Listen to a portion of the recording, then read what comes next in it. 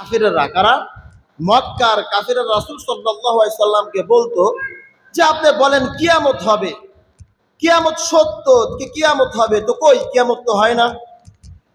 এমনকি এই কাফিরেরা মুসলমানদেরকেও বলতো যে তোমরা বলো কিয়ামত হবে, কই কিয়ামত তো হয় না। তখন আল্লাহ পাক রব্বুল আলামিন এই সূরা নাযিল করেন। তখন রাসূল সাল্লাল্লাহু আলাইহি সাল্লাম হাদিসে বলেন যে পাঁচটা জিনিসের ব্যাপারে, পাঁচটা জিনিসের ইলম একমাত্র আল্লাহ তাআলার কাছে আছে, দুনিয়ার কোনো মানুষের কাছে নাই। সূরাতুল লুকমানের শেষ আয়াত আল্লাহ পাক রব্বুল আলামিন বলেন ইন্নাল্লাহা ইনদাহু ইলমুস সাআ, যে মানুষ কাফেররা রাসূলকে প্রশ্ন করলো কখন কিয়ামত হবে, কখন কিয়ামত হবে, কিন্তু আল্লাহ তাআলা বলে পাঁচটা জিনিসের ব্যাপারে আমি জানি, দুনিয়ার কোনো মানুষ জানে না। কয়টা জিনিস? পাঁচটা জিনিসের ইলম আল্লাহ জানে, আল্লাহ পাক রব্বুল আলামিন জানেন, দুনিয়ার কোনো মানুষ জানে না। এক নাম্বার, কখন কিয়ামত হবে, কোন দিন কোন সময় কিয়ামত হবে একমাত্র জানে কে? আল্লাহ বলে এই জ্ঞান একমাত্র আমার কাছে আছে, দুনিয়ার কোনো মানুষ জানে না। কখন কোন সময় কিয়ামত হবে একমাত্র এই খবর জানে কে? আল্লাহ। দুই নাম্বার হলো ওয়ায়ুনাজ্জিলুল গায়ব, কখন কোন সময় বৃষ্টি হবে, বৃষ্টি জোরে হবে না আস্তে হবে, বৃষ্টি কোন এলাকায় হবে কোন এলাকায় হবে না, এটাকে আমরা জানি। আল্লাহ বলে দুনিয়ার কোনো মানুষ জানে না, একমাত্র এই ইলম, একমাত্র এই ব্যাপারে জ্ঞান একমাত্র আমি আল্লাহ তাআলা জানি। বলুন সুবহানাল্লাহ। তাহলে কখন কোন সময় বৃষ্টি হবে, জোরে হবে না আস্তে হবে, কোন এলাকায় বৃষ্টি হবে আর কোন এলাকায় হবে না, একমাত্র জানে কে? আল্লাহ। তিন নাম্বার হলো ওয়ায়ালামু মা ফিল আরহাম, মায়ের পেটে মায়ের গর্ভে সন্তানটা ছেলে না মেয়ে, সন্তানটা ছেলে হবে না মেয়ে হবে একমাত্র জানে কে? আল্লাহ বলে এই জ্ঞান এই ইলমটা একমাত্র আমার নিকটে, আমিই জানি, দুনিয়ার কোনো মানুষ জানে। চার নাম্বার হলো ওয়ায়ালামু মা ফিল আরহাম আমা তাদরি নাফসুম মাযা তাকসিবু গাদা, আরে মানুষ আজকে তুমি চলতেছো, আগামীকাল কি উপার্জন করবে, কত টাকা কামাই করবে, উপার্জন করবে, আমি আল্লাহ জানি, তোমরা কিন্তু জানো না। বলেন জানেন? এই যে আগামীকাল কি উপার্জন করবেন, কি কাজ করবেন, কত টাকা আয় করবেন, কত টাকা ইনকাম করবেন, এটা কি কেউ বলতে পারবে? আল্লাহ বলে একমাত্র এই ইলমটা এই জ্ঞানটা আমার মধ্যে আছে, দুনিয়ার কোনো মানুষ বলতে পারবে না।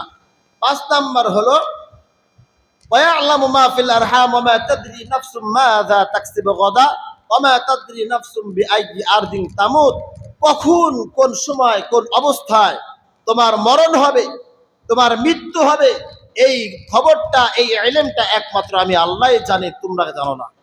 বলেন তো আমরা এখানে যারা আছি কেউ কি বলতে পারবো যে আমি কখন মৃত্যুবরণ করব, আমার মৃত্যুটা কেমন হবে, কোন অবস্থায় হবে, কেউ বলতে পারবে? একমাত্র জানে কে? আল্লাহ বলে আমি জানি বান্দা, তোমার কখন মরণ হবে, কোন সময় মরণ হবে, কোন এলাকায় মরণ হবে, কোথায় মরণ হবে, কোন অবস্থায় মরণ হবে। দুনিয়ার বুকে অনেক যুবককে দেখা যায় আনন্দের সাথে গাড়ি চালাচ্ছে, গাড়ি বাইক চালাচ্ছে, চালাইতে চালাইতে ওই যুবকটা রাস্তায় অ্যাক্সিডেন্ট হয়ে মারা যায়। কথা বলেন? রাস্তায় অ্যাক্সিডেন্ট হয়ে মারা যায়। যুবক কি জানতো যে আমি বাইক নিয়ে বের হবো, বাইক চালাবো, গাড়ি চালাবো, আমার মরণ হবে? জানে না। আল্লাহ বলে মরণ কোন সময় কোন অবস্থায় হবে একমাত্র জানে কে? অনেক মানুষ আছে ক্ষেত খামাইতে কাজ করতে গিয়ে স্ট্রোক করে মারা যায়, কি বলেন? অনেক মানুষ আছে বাজার করতে গিয়ে বাজারে মারা যায়, অনেক মানুষ আছে রাস্তায় চলতে চলতে মৃত্যুবরণ করে, হঠাৎ মৃত্যুবরণ করে। একমাত্র জানে কে? কেউ কিন্তু জানে না আমার কোন সময় কোন অবস্থায় কোন পরিস্থিতিতে আমার মৃত্যু হবে, এই জ্ঞানটা একমাত্র কার নিকটে আছে? আল্লাহ বলে এই পাঁচটা ইলম, এই পাঁচটা জ্ঞান একমাত্র আমার মধ্যে আছে, মানুষের মধ্যে আমি আল্লাহ দেই নাই। এই জন্য যখন আল্লাহ পাক আল্লাহ রসুল সাল্লাল্লাহু আলাইহি ওয়াসাল্লাম এইরকম কিয়ামত সম্পর্কে তাদেরকে বলতে লাগলো, তারা বলতে লাগলো কখন কিয়ামত হবে, কই কিয়ামত তো হয় না, কিয়ামত যদি সত্যই হয় তো কিয়ামত তো হয় না।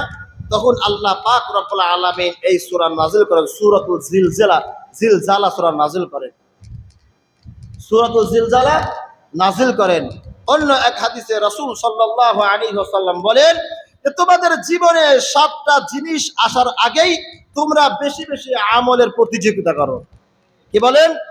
রাসূল বলে তোমাদের জীবনে 7টা জিনিস আসার আগেই তোমরা আমলের প্রতিযোগিতা করো। কিসের প্রতিযোগিতা? আমলের প্রতিযোগিতা করো। 1 নাম্বার রাসূল বলেন, দরিদ্রতা আসার আগেই, এমন দরিদ্রতা যেই দরিদ্র আসার, যেই দরিদ্র হওয়ার কারণে আল্লাহকে তুমি ভুলে যাবে, এমন দরিদ্রতা মানে ফকির, মানে সম্পদ কমে যাওয়া। যে সম্পদ কমে যাওয়ার সময় আসলে দরিদ্রতা হলে আল্লাহকে ভুলে যাও, আল্লাহকে ভুলে যাবে। এই দরিদ্র হওয়ার আগেই তুমি বেশি বেশি আমলের প্রতিযোগিতা করো। রাসূল বলে তুমি আমলের প্রতিযোগিতা করো দরিদ্রতা হওয়ার আগেই, ফকির হওয়ার আগেই, তুমি সম্পদ কমে যাওয়ার আগেই তুমি আমলের প্রতিযোগিতা করো, আমলের প্রতিযোগিতা করো। 2 নাম্বার হলো তুমি ধনী হওয়াও, এমন ধনী যে ধনী তোমাকে আল্লাহ ইসলাম বিদ্বেষী বানিয়ে দিবে, ইসলামের শত্রু বানিয়ে দিবে। তাহলে এমন ধনী হওয়ার আগেই তুমি কি করো? তোমার জীবনে আমলের প্রতিযোগিতা করো। বলুন সুবহানাল্লাহ। এমন ধনী হয়েও না যে ধনী হওয়ার কারণে তুমি ইসলামের বিদ্বেষী হয়ে যাও, ইসলাম বিদ্বেষী হয়ে যাও, আল্লাহর বিরোধিতা হয়ে যাও। এমন ধনী হওয়ার পূর্বেই তোমার জীবনে তুমি আমলের প্রতিযোগিতা করো। তোমার জীবনে কি করো? আমলের প্রতিযোগিতা করো। কারণ আমলই পারে মানুষকে চেঞ্জ করতে, আমলটাই পারে মানুষকে আল্লাহর রাস্তায় চলাইতে, আমলটাই পারে আল্লাহর সাথে সম্পর্ক করতে। পারেন সুবহানাল্লাহ। এজন্য রাসূল বলে 2 নম্বর ধনী হওয়ার আগে তুমি তোমার জীবনে আমলের প্রতিযোগিতা করো। এমন ধনী হও না যে ধনীটা তোমার ইসলামের বিরুদ্ধে যাবে। তোমার ধনী হওয়ার কারণটাই হবে তোমার ইসলাম বিদ্বেষী। তুমি ধনী হওয়ার কারণে তুমি ইসলাম বিদ্বেষী হয়ে গেছো। টাকা পয়সা হলে মানুষের কিন্তু একটু অহংকার ঢুকে যায়, কি বলেন?